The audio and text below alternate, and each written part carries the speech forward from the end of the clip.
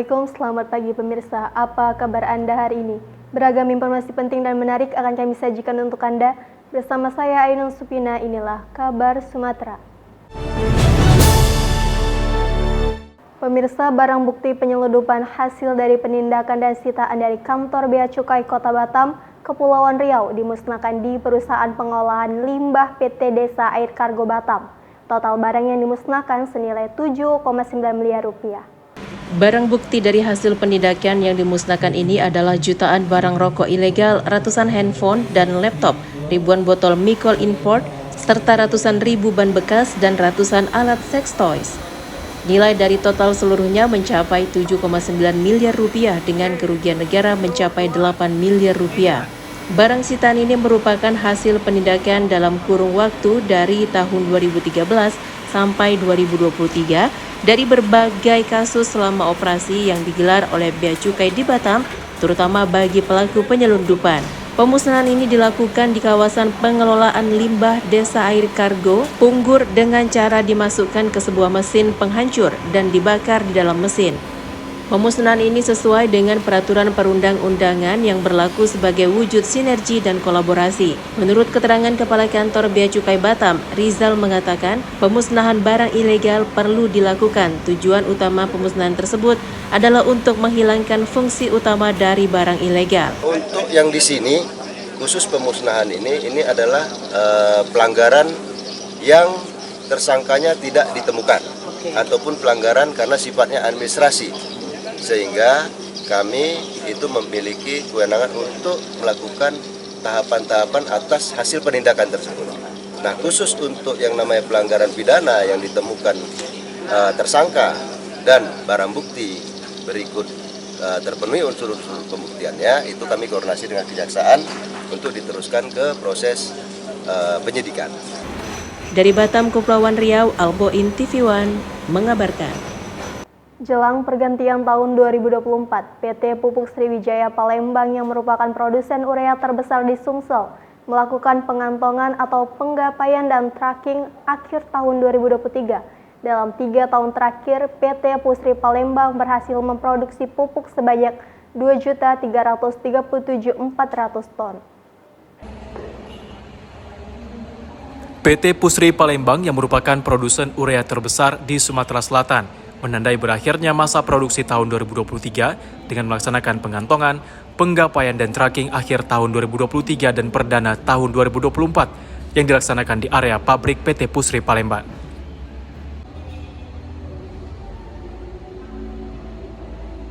Dakoni Khotop selaku Direktur Utama PT Pusri mengatakan, selama tahun 2023 beberapa upaya Pusri telah dilakukan dalam menghadapi tantangan dunia bisnis.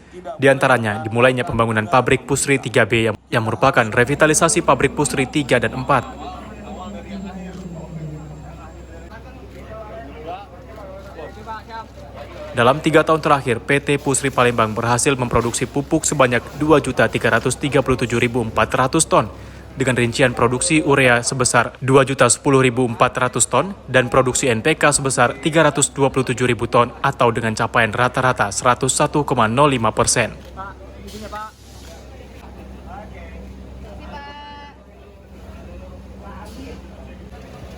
Dalam menyambut tahun 2024, seluruh insan Pusri diajak untuk terus berinovasi serta berkolaborasi memberikan yang terbaik menuju Pusri Maju 2025 serta tercapainya kemandirian pangan dan kemakmuran negeri.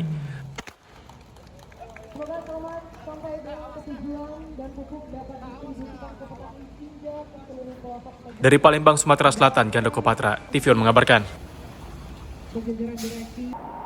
Bupati Musirawas Ratna Mahmud meresmikan infrastruktur jembatan guna melancarkan perekonomian masyarakat di wilayah Kabupaten Musirawas. 2 jembatan yang diresmikan yakni Jembatan Sungai Pring dan Jembatan Air Play. Terdapat 2 jembatan yang telah rampung dan bisa digunakan oleh masyarakat untuk beraktivitas.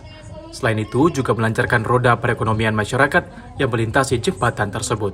Diketahui jembatan sebelumnya selalu membuat warga merasa takut untuk melintas karena kondisi jembatan sudah tak layak dilintasi dan terbuat dari besi pipa yang sudah berusia puluhan tahun. Peresmian jembatan yang dilakukan oleh Bupati Musirawas diantaranya Jembatan Sungai Pring dan Jembatan Air Play yang berada di satu kecamatan BTS Ulu Cecar, Kabupaten Musirawas. Selain itu, Bupati juga meninjau jembatan multifungsi di Desa Pelawe, Kecamatan BTS Ulu Cecar.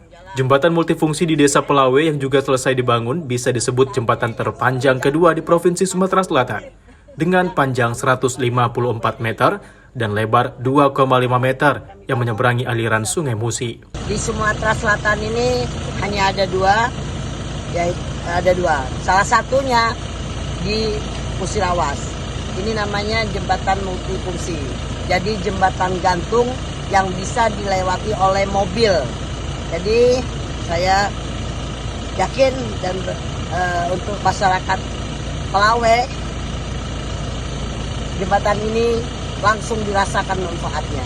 Jadi di sini nih kita memang mengarahkan adalah untuk kendaraan ringan, jadi kendaraan penumpang biasa. Kami sangat menghimbau untuk masyarakat, silakan jembatan ini dimanfaatkan untuk akses perekonomian, tetapi untuk mengingat tonase yang dilintasi ini tidak melampaui dari apa yang sudah direncanakan. Dari Musirawas, Sumatera Selatan, Rudi Rediansyah, TV One mengabarkan. Menjelang penutupan akhir tahun, DPRD Kota Palembang kembali menggelar rapat paripurna ke-31 masa persidangan 3 dalam agenda laporan hasil reses tahun 2023 dan rencana kerja DPRD di tahun 2024. Dewan Perwakilan Rakyat Daerah Kota Palembang menggelar rapat paripurna ke-30 masa persidangan 3 tahun 2023 di ruang utama gedung DPRD Jalan Gubernur H. Bastari Jakabaring, Kamis pagi. Rapat dipimpin langsung RM Yusuf Indra Kesuma, didampingi Ketua DPRD Zainal Abidin, Wakil Ketua Azanu Getar Nusantara, serta Wakil Ketua Sudirman, PJ Sekda Palembang, Sekwan, dan Forkopimda. Dalam paripurna tersebut membahas Raperda Kota Palembang tahun 2023, Rencana Kerja DPRD tahun 2024, Program Pembentukan Perda tahun 2024 oleh Bappemerda DPRD Kota Palembang, Laporan Reses MP 3 tahun 2023, Penutupan Masa Persidangan 3 tahun 2023, dan Pembukaan Masa Persidangan 1 tahun 2024. Dalam laporan reses masing-masing dapil, di mana perwakilan dapil melalui juru bicara Edi Saad, Ruspandah Karibullah, Fauzi Ahmad, dan Yulfa Cindosari. Setiap dapil dalam laporannya meliputi permasalahan kependudukan, infrastruktur, dan kesehatan bisa secepatnya diselesaikan. Ketua DPRD Palembang Zainal Abidin mengatakan dalam laporan reses ini pihaknya berharap ada solusi terkait kekosongan belangko KTP, infrastruktur, serta kesehatan. Hari ini agenda paripurna yaitu terkait dengan laporan Bappemerda. Kemudian dilanjutkan dengan laporan hasil reses DPRD Kota Palembang kepada pemerintah Kota Palembang, dan selanjutnya seluruh laporan yang disampaikan melalui reses DPRD Kota Palembang untuk segera ditindaklanjuti. Dari Palembang, Sumatera Selatan, Febriansyah, TV One mengabarkan. Pejabat Bupati Kabupaten Empat Lawang Fauzan Khairin Denim menghadiri rapat konsolidasi pemberdayaan kesejahteraan keluarga atau PKK dalam rangka HKG di Empat Lawang tahun 2023. Acara yang dilaksanakan di Gedung Serbaguna Pemkab Empat Lawang ini berlangsung secara hikmat. Rapat konsolidasi dalam rangka Hari Kesatuan Gerak PKK ini bertujuan untuk membahas kegiatan-kegiatan organisasi wanita di tahun 2024 ke depan dan melanjutkan program-program yang sudah berjalan di tahun 2023 sebelumnya. Selain rapat konsolidasi juga menampilkan stand kreasi masakan berbagai macam olahan pempek yang terbuat dari bahan umbi-umbian dan biji-bijian oleh TPPKK 10 kecamatan yang ada di Kabupaten Empat Lawang. Acara ini juga turut dihadiri pejabat Forkopimda, organisasi wanita, kepala OPD, serta camat se-Kabupaten Empat Lawang. Pejabat Bupati Empat Lawang Fauzan Khairin Denim mengatakan ini merupakan pembukaan kegiatan PKK dalam rangka Hari Kesatuan Kegiatan PKK bergandeng dalam rangkaian kegiatan Hari Ibu dan Hari Dharma Wanita. Di Kabupaten Empat Lawang, yang pesan ini merupakan tuntunan agama sekaligus tuntutan kami para suami. Ibu-ibu silakan kejar emansipasi, silakan beraktivitas, tapi dengan catatan-catatan. Yang pertama, selesaikan tugas sebagai seorang istri dari seorang suami. Yang kedua, selesaikan kewajiban sebagai ibu dari anak-anak. Yang ketiga, ketika beraktivitas di luar itu Mbok Yo pamit dengan para suami. Artinya apa? Di mana mereka berada diketahui. Kemudian yang keempat, sudah barang tentu kegiatan yang dilakukan itu adalah kegiatan yang baik. Dari Empat Lawang, Arwinza Tony Saputra, TV One, mengabarkan. Beri kenyamanan dan kelancaran arus balik mudik Natal dan Tahun Baru 2024. PT Pelabuhan Indonesia Regional 1 Cabang Belawan tingkatkan layanan dan operasional untuk melayani penumpang KM Kelut di Terminal Bandar Deli. Lonjakan hari pertama Nataru penumpang arus balik padati Pelabuhan Belawan sebanyak 3.700 penumpang berangkat dari Belawan tujuan Batam. PT Pelabuhan Indonesia Regional 1 Cabang Belawan memaksimalkan pelayanan dan operasional dengan berkolaborasi sejumlah stakeholder di lingkungan Pelabuhan Belawan. Perusahaan BUMN di bidang pelabuhan ini telah menyiapkan segala sisi kesiapan SDM, fasilitas pelayanan kapal, pelayanan penumpang, keamanan, sarana, prasarana, serta aspek lainnya. PT Pelindo Regional 1 Belawan didukung kerjasama sinergitas bersama PT Pelni, Polres Pelabuhan Belawan, Otoritas Pelabuhan, Kesyah Bandaran, Pemko Medan, TNI, Angkatan Laut, Bea Cukai, serta Karantina dan Kesehatan Pelabuhan. Menurut General Manager PT Pelindo 1 Belawan, Jonedi Ramli mengatakan, selama arus mudik dan balik Natal dan Tahun Baru 2024 telah memberikan layanan prima kepada penumpang jasa angkutan laut KM Kelut. Antisipasi lonjakan penumpang tinggi untuk memudahkan penumpang berangkat dari Belawan tujuan Batam, telah disediakan fasilitas garbarata, ruang inap untuk penumpang luar kota, musyalah, kursi roda, ruang menyusui, WC umum, serta ruangan ramah terhadap penyandang disabilitas. Kemudian ditambah dengan posko kesehatan, tenda ruang tunggu, hiburan, dan toilet di areal terminal.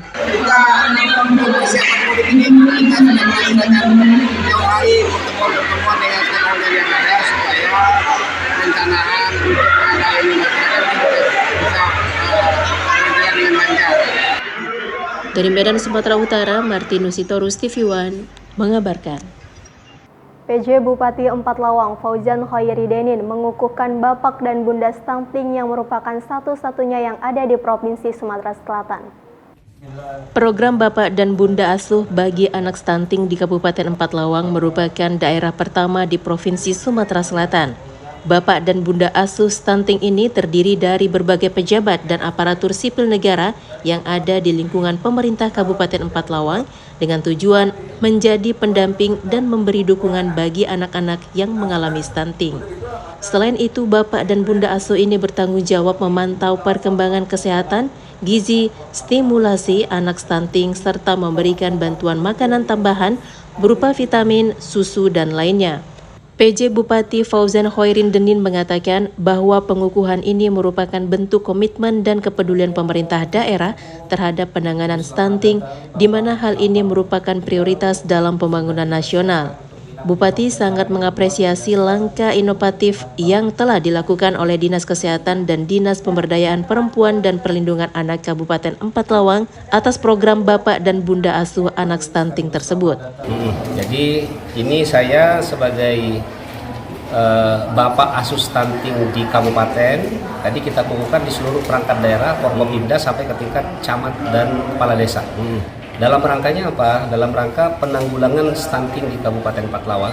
Ini sebagai bukti wujud bahwa pemerintah Kabupaten Empat Lawang serius, tidak main-main dalam penanggulangan stunting di Kabupaten Empat Lawang. Harapan kita 103 orang yang saat ini tercatat di Kabupaten Empat Lawang akan bisa kita tekan, kita tanggulangi, dan kita selesaikan permasalahan yang terkait dengan stunting pada mereka.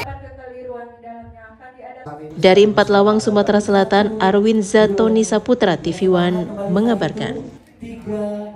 Dalam rangka mengatasi seringnya mati hidup listrik atau biarpet di wilayah tebing tinggi, membuat pejabat Bupati Empat Lawang Fauzan Khairidinin mengambil langkah cepat, yaitu dengan melakukan koordinasi dengan UIP PT PLN Sumatera Bagian Selatan. Dari hasil pertemuan antara PJ Bupati Empat Lawang dan pihak PLN, dipastikan gardu induk yang berlokasi di Talang Gunung, Kecamatan Tebing Tinggi, Kabupaten Empat Lawang ini direncanakan akan beroperasi pada Januari 2024. PJ Bupati Empathlawang Fauzan Khoirin Denin mengatakan, pihaknya telah menerima penjelasan terkait persoalan jaringan listrik di Kabupaten Empathlawang melalui pendekatan dan konsiliasi. Salah satu kendala yang dihadapi selama ini yakni pencurian bahan tower seperti kabel dan besi yang berdampak pada pembangunan jaringan listrik. Langkah-langkah perbaikan sudah diambil untuk mengatasi masalah tersebut. Dengan demikian, Gardu Induk atau GI tersebut dijanjikan akan berfungsi dengan baik pada Januari 2024 ini. Bupati juga akan segera berkoordinasi dengan DPR RI guna mendapatkan dana yang diperlukan untuk pembangunan infrastruktur listrik yang lebih baik di Kabupaten Empathlawang, Sumatera Selatan ke depan. Saya datang langsung, mengapa sampai terjadi keterlambatan? Ternyata tadi saya bilang, ada titik yang satu titik yang belum disepakati harga, yang akhirnya terpaksa lewat pengadilan. Satu. Yang kedua, dari 165 titik, ada 28 titik, 28 tower yang sudah terpasang, tapi boleh kalau saya bilang, ada oknum masyarakat kita yang mengganggu pekerjaan, motori besi ngambil, dan juga kabarnya. Itu yang bernama. Mestinya proyek ini cuma 3 tahun, 2019 sampai 2021. Terhambatnya seperti tapi insya Allah penjelasan mereka kemarin dengan satu keyakinan di 2023, awal 2024 Januari insya Allah akan tuntas. Dari Empathlawang, Sumatera Selatan, Arwinza Tony Saputra, TV One mengabarkan. PJ Bupati Empathlawang, Fauzan Khoirin Denin menghadiri simulasi pemilu tahun 2024 yang digelar oleh Komisi Pemilihan Umum Daerah Kabupaten Empathlawang. Selain Bupati, simulasi ini juga dihadiri oleh Forkopimda, Bawaslu, PPK, TPS, serta partai politik peserta pemilu. Simulasi pemilu yang digelar oleh Komisi Pemilihan Umum Daerah Kabupaten Empathlawang bertujuan untuk memastikan kesiapan pemilu tahun 2024 mendatang. Selain itu, simulasi juga diharapkan agar pelaksanaan pemilu tahun ini dapat berjalan secara maksimal guna terciptanya pemilu yang berintegritas dan berkualitas sehingga dapat menghasilkan pemimpin yang betul-betul dicintai masyarakat dan berasal dari aspirasi masyarakat. Pejabat Bupati Empathlawang Fauzan Khoirin Denin mengatakan, kehadirannya di KPU beserta Forkopimda guna memastikan kesiapan pemilu tahun ini di Kabupaten Empathlawang benar-benar sudah siap dan berharap seluruh masyarakat Empathlawang dapat menyukseskan pemilu tahun 2024 dengan menjaga keamanan dan ketertiban serta berpartisipasi dalam menggunakan hak suaranya. Jadi diartikan mulai dari start persiapan di pelaksanaan dari awal sampai akhir nanti insya Allah. Saya hadir didampingi Forkopimda dan perangkat daerah teknis bersama Bawaslu ingin memastikan bahwa persiapan kita dalam pemilu Kabupaten Empathlawang ini benar-benar sudah posisi siap. Ini simulasi di salah satu TPS kita anggap hari ini. Kebetulan saya menjadi salah satu bagian pelaku, yaitu sebagai warga. Kegiatan ini merupakan suatu bukti nyata upaya yang dilakukan oleh kami selaku penyelenggara pemilu untuk memastikan bahwa persiapan penyelenggaraan pemilu khususnya di Kabupaten Empathlawang itu dilakukan dan diupayakan semaksimal mungkin. Dari Kabupaten Empathlawang, Sumatera Selatan, Arwinza Tony Saputra, TV One mengabarkan. Pejabat Bupati Empathlawang Fauzan Khoirin Denin menghadiri upacara peringatan Hari Ibu di lapangan Pemkab Empathlawang. Tampak kemeriahan dan kekompakan para ibu saat menggelar upacara menggunakan kebaya dan pakaian adat. Bangsa Indonesia dibangun dari fondasi perjuangan para perempuan yang tak pernah lekang semangatnya untuk mencapai sebuah kehidupan yang lebih baik bagi generasi penerus. Perjuangan seorang ibu tentu harus diapresiasi karena sebagai kehidupan utama dalam mendidik keluarga. Hal ini diungkapkan oleh PJ Bupati Empathlawang Fauzan Khoirin Denin dalam pidatonya saat upacara peringatan Hari Ibu tahun 2023 di lapangan Pemkab Empathlawang, Sumatera Selatan. Selain melaksanakan upacara, peringatan Hari Ibu juga diisi dengan berbagai macam lomba dan kegiatan lainnya. Harapan kedepannya semoga ibu-ibu Kabupaten Empathlawang bisa lagi dan bisa meningkatkan kegiatan-kegiatan yang bisa memajukan khususnya Kabupaten Empathlawang. Mari kita sama-sama meningkatkan peran ibu selaku sebagai pendamping dari para bapak-bapak dan juga ibu-ibu bagi anak-anak, baik itu anak-anak kita sendiri maupun anak-anak yang ada di Kabupaten Empathlawang. Pemerintah Kabupaten Empathlawang melalui OPD teknis bekerja sama dengan PKK Dharma Wanita dan semua organisasi wanita se-Kabupaten Saptawang melaksanakan rangkaian upacara kegiatan Hari Ulang Tahun ataupun Hari Ibu ke-95 tahun 2023. Kami selaku Bupati mewakili para bapak se-Kabupaten mengucapkan selamat Hari Ibu, mudah-mudahan kasih sayang ibu tidak terbatas dan selamanya untuk kita semua. Dari Empathlawang, Sumatera Selatan, Arwin Zatoni Saputra TV One mengabarkan. Dalam rangka memperingati Maulid Nabi Muhammad SAW 1445 Hijriah dan Hari Santri Nasional, pemerintah Kabupaten Empathlawang, Sumatera Selatan menggelar tablik akbar dengan mendatangkan Ustadz Kondang Abdul Somad. Tablik akbar dalam rangka Maulid Nabi Muhammad SAW 1445 Hijriah dan memperingati Hari Santri Nasional.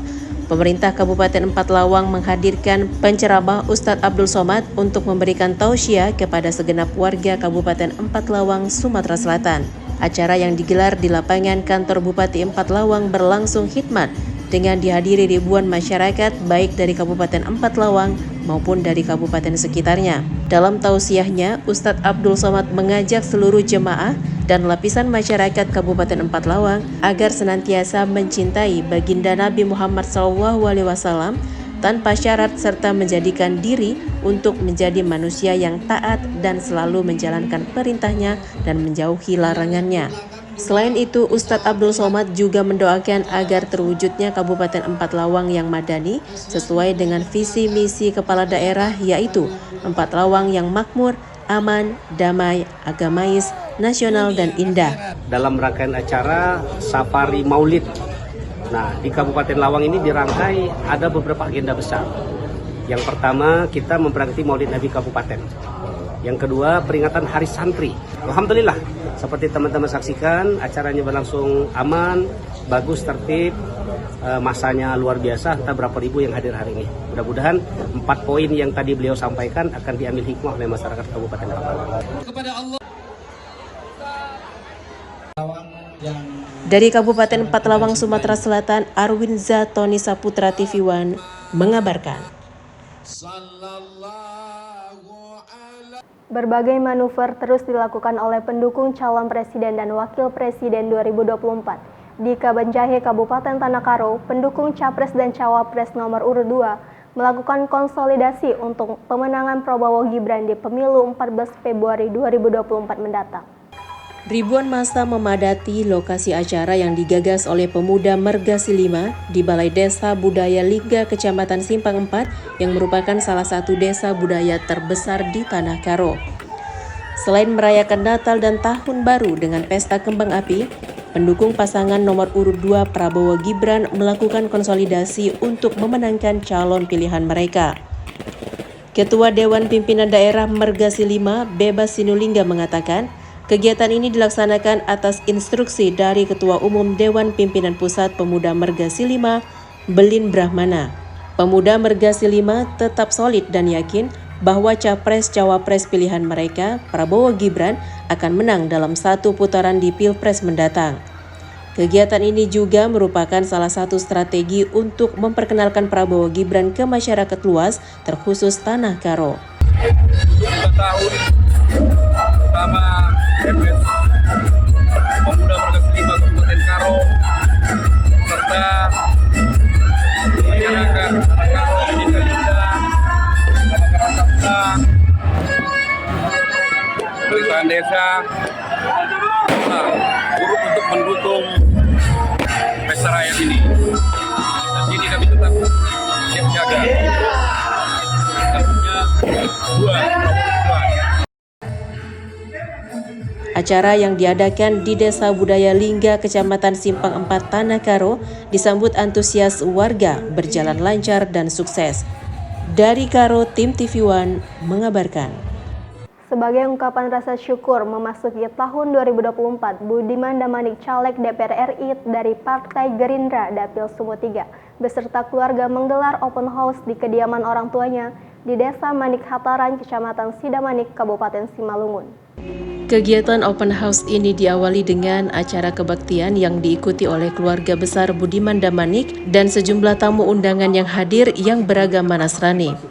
Usai kebaktian, prosesi acara kemudian dilanjutkan dengan silaturahmi antar sesama kader Partai Gerindra dan ribuan pendukung dan simpatisan calon anggota legislatif Budiman Damanik dari Kota Pematang Siantar maupun dari Kabupaten Simalungun. Berbagai kegiatan hiburan pun digelar dengan penampilan perwakilan kader dengan diberi kesempatan untuk menghibur para tamu dan undangan, juga diselingi dengan pencabutan undian door prize yang sengaja disiapkan oleh panitia.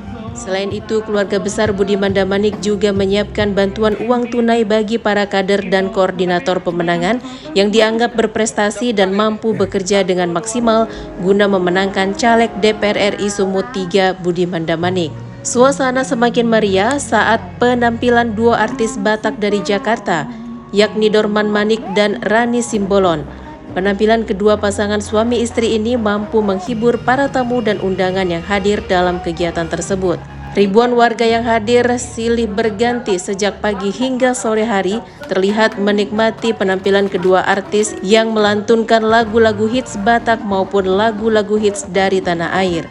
Turut hadir dalam kegiatan ini Haja Nuriati Damanik, Wakil Bupati Kabupaten Simalungun periode 2010-2015, anggota DPRD Kabupaten Simalungun Bernard Damanik, para kader dan simpatisan dari wilayah Kota Pematang Siantar dan Kabupaten Simalungun. Yang mana dalam rangka tahun baru tahun 2024 kita buat liburan dengan warga masyarakat Manik Kataran, Bagudamulu, Sidamanik, bukannya dan Simalungun. Kasih liburan buat masyarakat, pesta rakyat lah ini. Harapan kita kepada para pendukung dan tim kita yang bekerja di lapangan, kerja keras, bagaimana mengenalkan Budiman Damanik ke masyarakat. Target kita gimana biar pertanian di Sumut, Simalungun, khususnya bisa menjadi lebih baik dengan berbagai program. Kita akan berjuang benar-benar untuk masyarakat Simalungun. Kalau bisa Simalungun ini kita bikin menjadi ikon di tingkat nasional nantinya. Saya akan berjuang untuk itu. Itu yang saya pesankan kepada tim saya. Kita ini sangat benar-benar serius dan berjuang untuk memperbaiki Siantar Simalungun, Sumut 3 Sumatera Utara. Dari Kabupaten Simalungun, Sumatera Utara, Daud Sitohang, TV One mengabarkan. Komisi Fatwa Majelis Ulama Indonesia Sumatera Utara menyusun dan sosialisasi buku pedoman ibadah pasien dan para medis rumah sakit. Buku pedoman ini diharapkan dapat memberikan petunjuk pada pasien, para medis dalam melaksanakan ibadah sesuai hukum Islam. Buku pedoman ibadah pasien dan para medis di rumah sakit ini disusun Komisi Fatwa Majelis Ulama Indonesia Sumatera Utara untuk memberikan pemahaman kepada pasien dan petugas medis tentang tata cara dan pedoman alternatif bagaimana melaksanakan ibadah ketika sakit maupun menjalankan tugas sebagai para medis. Buku pedoman ini nantinya akan didistribusikan ke semua rumah sakit di Sumatera Utara sebagai acuan kepada umat saat menjalankan ibadah meski dalam keadaan sakit. Tidak hanya itu, dalam buku ini juga diisi dengan bimbingan dan anjuran bagaimana kewajiban orang sehat dan yang sakit seperti menjenguk, mendoakan, dan berikhtiar. Selain itu, juga panduan terhadap para medis seperti bagaimana menutup aurat, batasan aurat antara pasien dan medis ketika sakit, dan berbagai pedoman lainnya. Pasien-pasien di rumah sakit itu yang ke depan akan dapat pencerahan daripada buku yang kami terbitkan ini. Semua rumah sakit itu, walaupun rumah sakit yang tidak Muslim, ada rohaniawannya untuk membimbing pasien-pasien kita yang barangkali ajalnya terjadi di rumah sakit itu, sehingga mudah-mudahan mereka dapat husnul khatimah. Sesungguhnya Islam menawarkan sebuah dispensasi alternatif ketika ibadah itu tidak bisa dilaksanakan secara normal dalam kondisi keterbatasan tertentu, sakit, pasca operasi, sedang melahirkan, ada alternatif alternatif ibadah yang kewajibannya tetap terpenuhi tapi dengan cara-cara yang lebih mudah, tidak sebagaimana yang lazim biasanya. Dari Medan, Sumatera Utara, Ahmed Al-Yauzar, TV One mengabarkan. Pemirsa, informasi tadi menutup perjumpaan kita pada pagi hari ini. Saya Ainus Wina pamit undur diri. Terima kasih dan sampai jumpa.